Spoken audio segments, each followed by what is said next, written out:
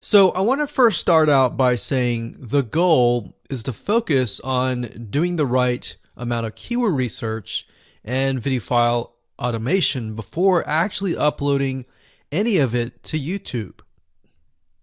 So, essentially, this is all about what most people forget about doing before making their YouTube video live. Because if you think about it, most people think about, okay, what do I do after I upload this video? They don't really think about what they have to do before making it live. So this is not about what you can do afterwards, as that is a totally different focus, but rather before. So besides simple optimization, you really need to know that YouTube ranks the videos that people watch the longest. Meaning, let's say, for example, that we have a 10-minute video. YouTube looks at that video. They look, yes, at the likes, dislikes, and comments, but they also look at, okay, do people actually watch most of this video? And based on, let's say, 1,000 views, how many of those 1,000 views actually watched either 50% or 100% or how many minutes total? 1,000 times how many minutes was watched. So they really look at how long people watch the videos as a whole. Meaning the more viewers and the longer that they watch, that will get you ranked up further and further up. So instead of focusing on, spammy tactics, tons of backlinks, and all of that, our goal here is to really focus on the user experience. So what I want to do now is give you a quick overview of what's inside this video course. This is, of course, video number 1. Video number 2 is going to be about competitive research, or in other words, researching your competitors to kind of get a better idea of why YouTube is ranking those videos. Video number 3, we'll talk about highly searched keyword terms and how you can find those for your product or service or whatever you're trying to promote. Video number 4, we'll talk about your title and your description. Video number 5, we'll talk about video file optimization. So we're going to optimize the actual file because each file has essentially information in it. And of course, video number 6 will talk about why your thumbnail is important and how to make it professional and good looking. And video number 7 will talk about video length and why that matters. We talked briefly about it just now, but I'm going to dive in deeper in that video. And of course, last but not least, I'm going to give you a secret tip on how to outrank your competitors in video number 8. So before we get started, I want to talk about what you need to have in hand. You're definitely going to need your product or service and an idea of the niche that you're targeting. You also need to have a video that is ready to be uploaded. And with that said, let's move on to video number 2. Hello and welcome back. This is video number 2. So let's talk about competitive research. You see, the best way to understand how you can rank better is to know what is already ranking in your niche or your market. So what we want to do here is we want to analyze the videos that are on the top. And I want you to specifically look at what titles, what descriptions are they using, and what thumbnails are they using that are eye-catching. And what is the user experience like when you click through those videos? So let's go ahead and do some competitive research. So for the sake of making sure that we find YouTube videos that actually relate to promoting a product, what I want to do now is just to pick a product out of the blue and let's take a look at YouTube. So one product that I've been using for a while now, which has been really, really awesome, is called the Instant Pot. It's basically a pressure cooker that cooks food at a really fast rate. So what we're going to do is we're going to hop on over to youtube.com and we're going to type in Instant Pot and see what we get. So I'm not going to click enter just yet because I'm interested in getting an idea of what kind of potential keywords that we could rank on, or what potential videos that we can create.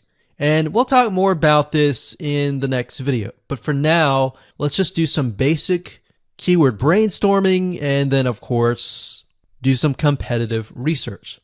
So Instant Pot, we got Instant Pot recipes, we got Instant Pot ribs, Instant Pot roast. So let's just click here and see what we get. Now we can see how to use Instant Pot has 316,000 views right here. Instant Pot chicken, top 6 easiest things to cook in your Instant Pot. Perfect for beginners. All right. So let's just take a look at the top 3. So let's go ahead and open those up.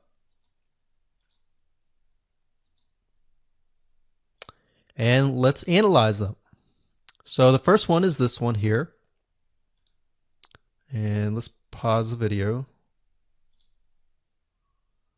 We'll skip the ad. All right.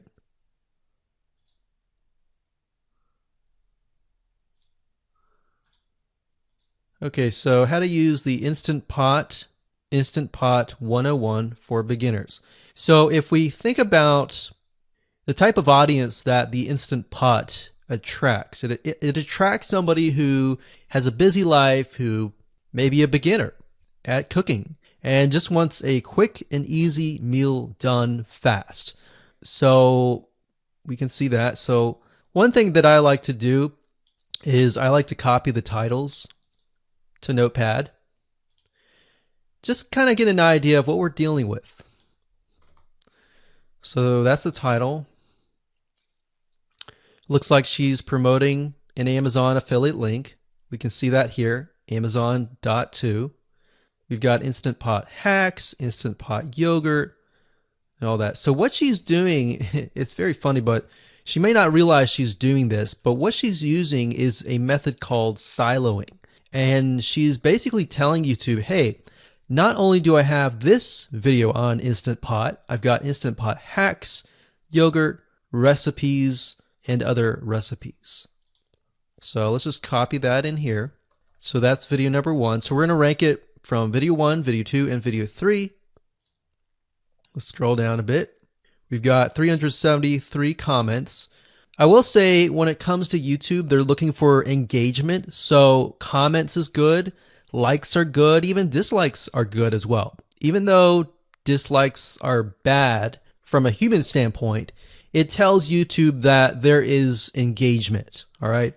So sometimes we're going to be able to view, we can't do it here, but sometimes you'll actually be able to view more data. But for now, you can't hear. Now, we can actually dig deeper if we want to. So let's just take a look at Natural Brittany's YouTube channel. Because when you're doing competitive research on YouTube, it's not just that particular video.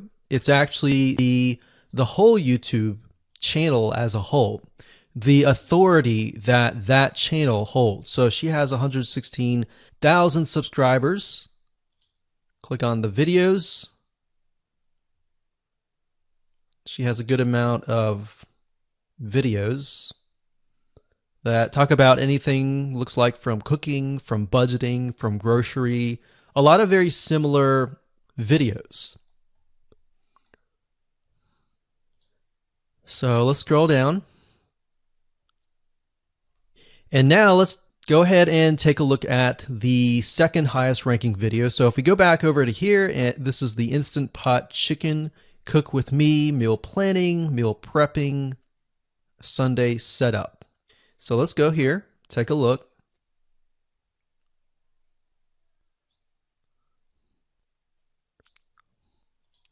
Okay, let's see here.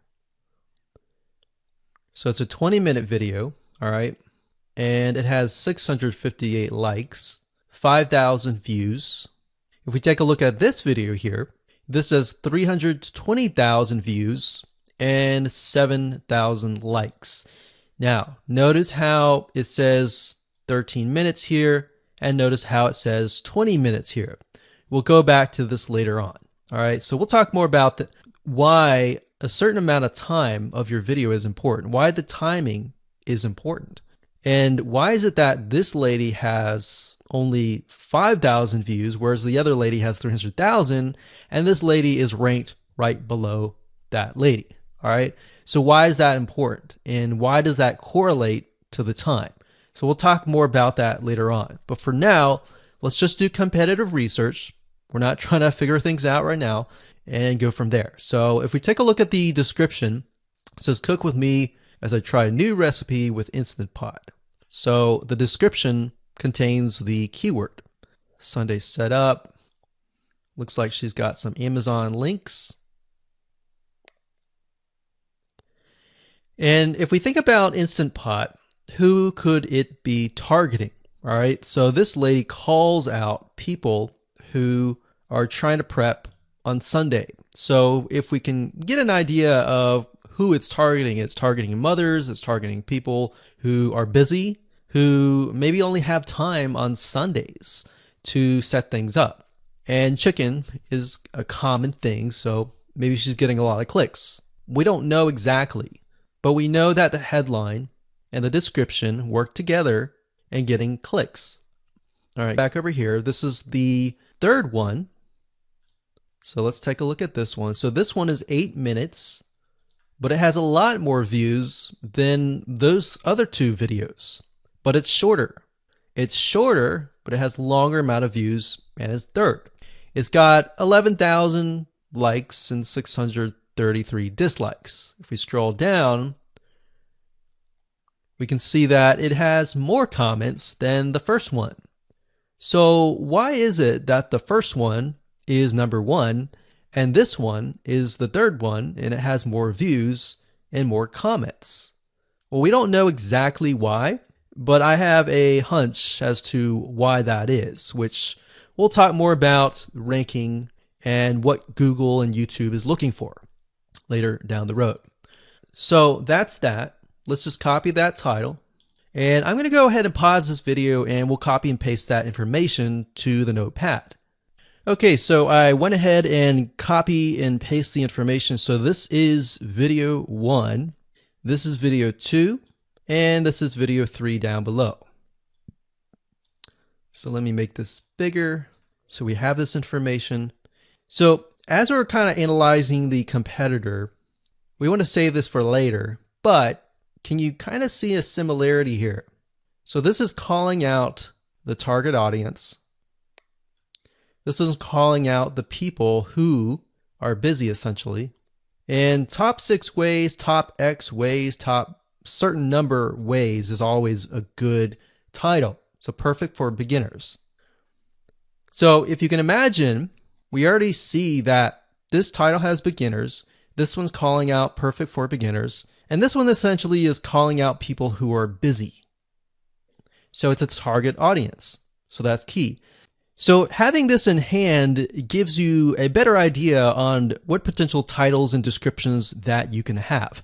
Now, you can do some deeper dive competitive research using specific tools. And one specific tool is called Social Blade. So that's socialblade.com, as you can see here. And I like to use this to kind of get a better idea of the YouTube channel as a whole. Because what you're trying to figure out is, did this person rank because their channel as a whole has a lot of traffic? Or did this person rank simply because of the titles and the description? So there's many factors that come involved, but let's take a look at Naturally Brittany. So let's go ahead and copy this. And you basically want to come here and type in the username of the YouTube channel. So we'll go ahead and click this here. Okay, so we can see here that this is Naturally Brittany, 116,000 subscribers. She's got 19 million video views. So that kind of gives us an idea of how easy it is to break through. Is it easy? Is it going to take a little bit work or what? So let's just go ahead and open her up, and let's do the same thing with the other videos. So this one is marriage and motherhood. We got that here. So she has 7 million video views. So it's about half of what we saw earlier. And this one is called Six Sisters Stuff. And this one has about 9 million video views.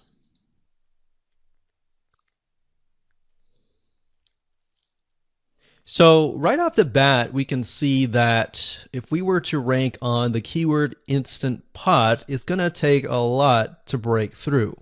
But the way we can break through is by using essentially subcategories of that keyword. So Instant Pot recipes or Instant Pot chicken recipe, stuff like that.